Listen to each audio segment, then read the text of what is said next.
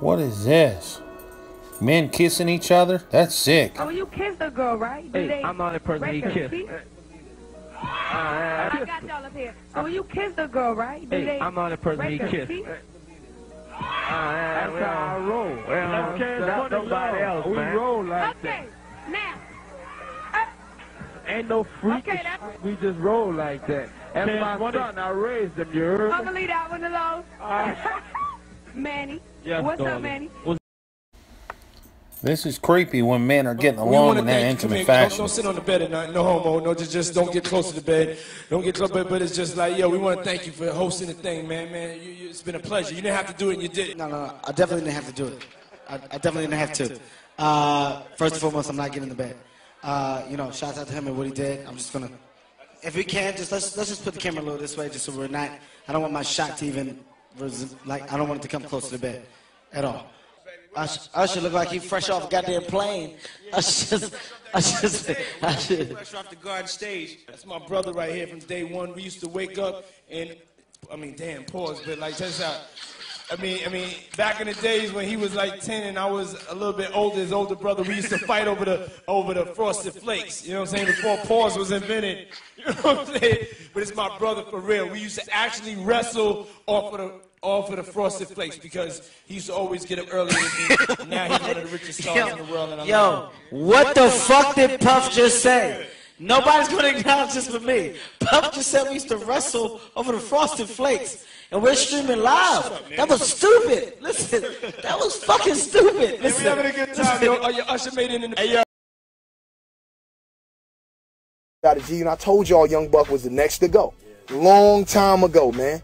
Long time ago. At the end, it's only going to be Tony Yayo and 50. Banks going to go too, man. I'm telling you, it's only a certain amount of time, man, that you just nigga ass, man. You can't. That's me, man. I seen the rubber coming, I jet it. I'm out. I'm not with that homo shit, man. You can do it to them, you know, butt pirates. They do all that, you know. That's they, man. I like girls, man. See, I feel like being successful and having it being publicly noted is even adding to my physical attributes. Because when I look in the mirror, I feel special. But when they say, that's fake, and they turn around, like when I walk by and he turn around and look at me like he looks at a beautiful woman. Then the strange agenda of these rappers wearing dresses, wearing female clothes, males wearing female clothes. What the hell's wrong with this picture? I don't understand this at all. This is just creepy. Why are they wearing women's clothes? Is this some sort of an agenda or something? I don't get it. Someone explain to me. Seriously. Why are you wearing that high stuff all the way past your knees? Player of the year is in it to win it. Cause I'm gonna take the crown in just about a minute. From gonna work it out. From gonna work it out. From gonna work.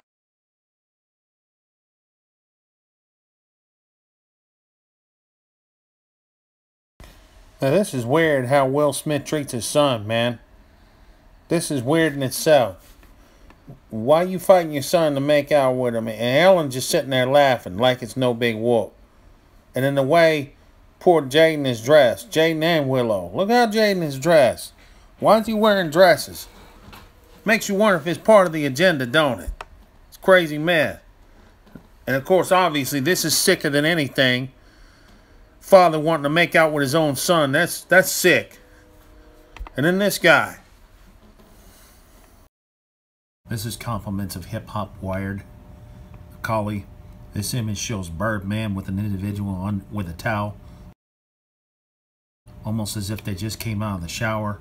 It raises some serious questions as to whether or not Birdman may actually be gay. Why picture circulating with Birdman kissing Lil Wayne? Is there something I don't know about? I don't get this at all. Hey, cause I'm a motherfucking rich gang and shit. Trying to test me. Y'all keep trying to test me. Keep trying to see if I'm under the 5 and shit. But anyway, yeah, I was on Media Takeout on World Star and shit. Yeah, Birdman fucked me. He fucked me in the ass for the deal. I'm gonna be real. Birdman fucked me for the deal, man. I suck Birdman dick. Rich gang. This shit on my motherfucking face. I fuck Rich gang I fuck Bird for the deal. I'm gonna do you like baby them did me. Yeah. And never forget that day. Yeah, no, they was all in the kitchen. I was scared. It was cool. There was like this many niggas and shit too. I got raped twice. I loved it. How can you love that shit, man? Never press charge. That'll fuck with you for the rest of your life. I don't care who you are. Suck la wine and let dick. I'm sitting on the couch. Yeah. That's sickening, man. What if I was to say both on that question? It's turned to trash. Yeah, I know. I'm getting old. Just celebrated a birthday myself. It's not the fact that I'm getting old. Something's wrong with the rap, with the music industry in general, specifically the rap industry. Why do I keep hearing more stories about rappers coming forward saying, "Hey, you know, I got plugged in the rear just so I could get my record deal"? But you know what? A lot of these rappers are waking up and they're telling their stories. Compliments of Vlad TV, ladies and gentlemen. A while back, I had seen an interview with Sydney Starr, admitting that all the allegations Sydney Starr, the transsexual, said that all the allegations she made about you was all lies. And indeed they were. You know, I remember that day we had that show when me and Ludacris had that show in Chicago. The promoter had some girl dancers on stage that were dressed in body paint. You know, just for promotion. They were promoting whatever he wanted them to promote. And one who I thought was a young lady that came up to me that wanted a picture, I just took the picture. I thought she was a fan. I thought it was a young lady who was a fan. She seemed pretty cool. I took the picture. And that was it. 2 years after that, I see something come out of some bull crap about this transsexual person was in a relationship with me. I was just like everybody else. I didn't have a clue at what this person was talking about. But what happened was it made me not want to take pictures with people with a man that's in touch with his feminine side a little too much, or a woman that's in touch with her masculine side a little too much. I'm gonna go on a limb here. I think he was a victim of the Illuminati. She was if I didn't know any better, I think she was a plant just to stir up trouble and cause him to lose his deal. What do I mean by deal? See, down the road, I'm going to do some videos involving how you get these deals. And I'm not going to lie. You have to do some shady things. That's down the road. The point I'm trying to make is this. I think he was a victim. He was supposed to come up with a deal. He didn't do it. And that could be why he fell from grace. See, the Illuminati controls a lot of things in the industry. The rap industry included. And unfortunately, in his case, I think he was a victim of a rumor. Now, see, Chance the Rapper, he's in his early 20s. He's early enough in the game. He wants to rap on his own. He did something big. In the middle part of this decade, he turned away a record deal. He knows what's involved. He knows what's going on. The man is no dummy. He can make a whole ton more by himself and without a record label than having to deal with the BS of the music industry and go through all this mess. I remember I interviewed Mano, and I asked him if he would ever do a song with a gay rapper. And what he said was, he's pretty sure that he already has. Do you think that you've done songs? I'm pretty sure I've done... Do you think you've done songs with gay rappers? Yeah, I think I've done songs with gay rappers. You're pretty sure of that? I'm pretty sure of that. You don't have to name names, but... I'm pretty sure the football niggas is gay, the basketball niggas is gay. There's millions of gay people in the world. Yeah, girls too. Like, they just, for some reason, once again, I'm not a fan of that shit either. I'm a fan of, I'm gay. The fuck? Like, 2011, you gotta hide that you're gay? Like, you know what I'm saying? Like, be real. Like, I'm gay. What the fuck? If you gay, you gay. Like, that's your preference. Fuck it if the people don't like it. But in a field like hip hop, which is very, very it's cool. It's the greatest. It's the greatest gay market in the world.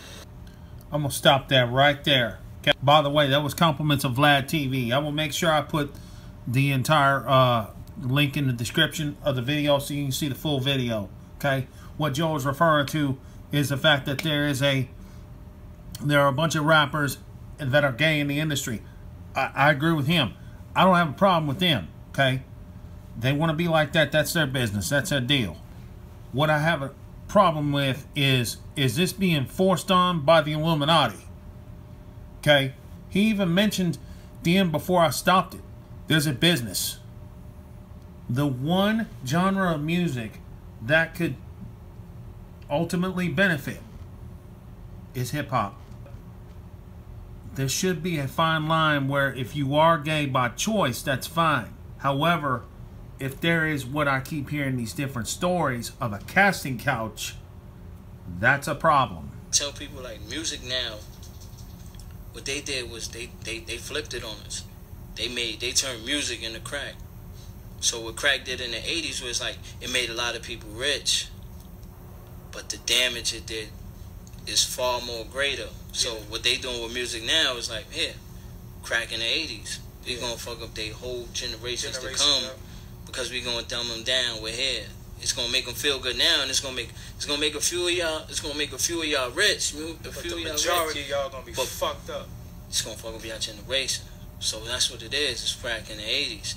You know what I mean? And it's like, none of them is really, like, ain't nobody really standing up for it. Like, yeah, that's what I'm saying. What, in your opinion, what do we do? Because, you know, I be going on. We gotta start holding people accountable. That not only that, and we gotta stop fucking saying that, yeah, fight the power, fight the power. Give me that bag, and I'll leave that shit alone. See, I have a feeling people are gonna get fed up with it because, in all honesty, ladies and gentlemen, the rappers that it shouldn't have happened to, by the way, compliments of Mo Beats here on Facebook. Bottom line is, enough's gonna be enough. Enough of these rappers gonna say, screw it.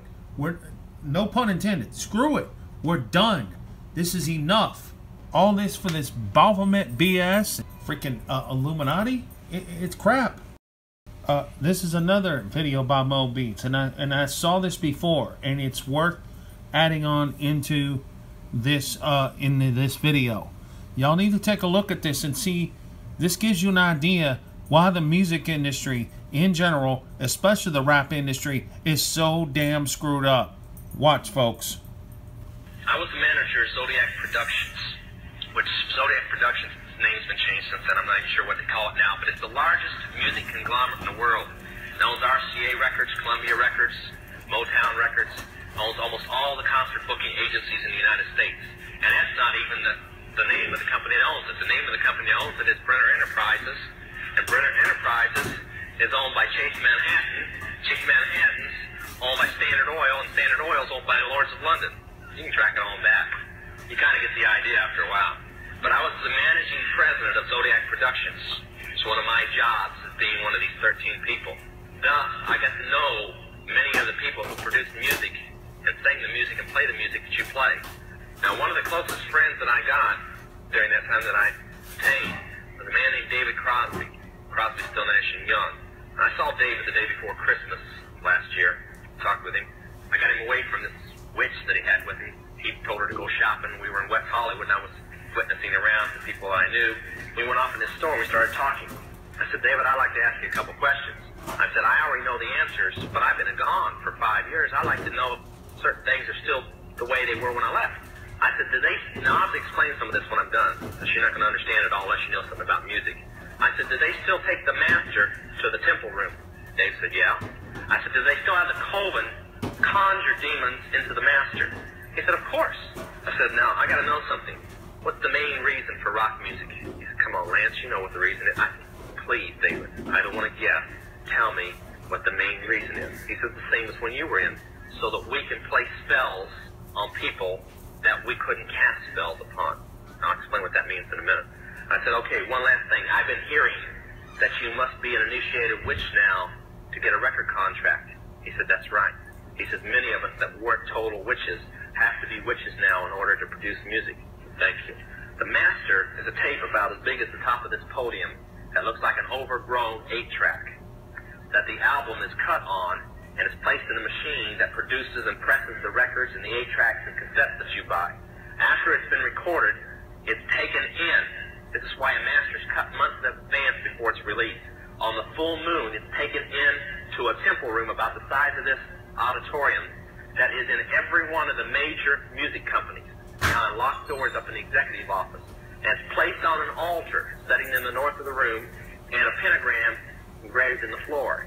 And 13 hand-chosen witches and wizards and a coven come in and conjure a principality or a power up, usually Regia or something like that, and order him to tell the demons under him to follow every record and every tape coming off of that master. As I tell many Christian parents, you can go home and count your kids' records, probably yours too, and count how many demons at least are there.